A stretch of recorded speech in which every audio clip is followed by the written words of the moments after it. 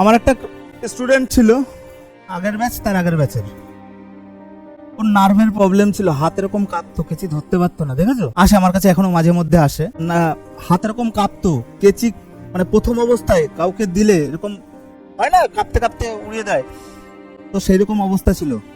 সেইখান থেকে ঠিক হয়ে এখন আমি যত দিন যাবে তোমাদের দেখাবো, ওরা আমাকে ভিডিও পাঠায়, তারপরে আমাদের এখানটা এসেও কাজ করে এবং দেখাবো প্রপার হেয়ার ড্রেসার। এখন প্রপার কথা, এখনো যদি কোনোদিনও আসে আমি তোমাদের সাথে পরিচয় করাবো, এখনো কথা বলবে, তোমরা বুঝতে পারবে এখনো ওর মধ্যে প্রবলেম রয়েছে, কথা ঠিকঠাক বলতে পারবে না, কথা কাঁপবে, হাত ফাত এরকম করবে, কিন্তু এখন হেয়ার কাটিং করবে, হেয়ার কাটিং প্রপার।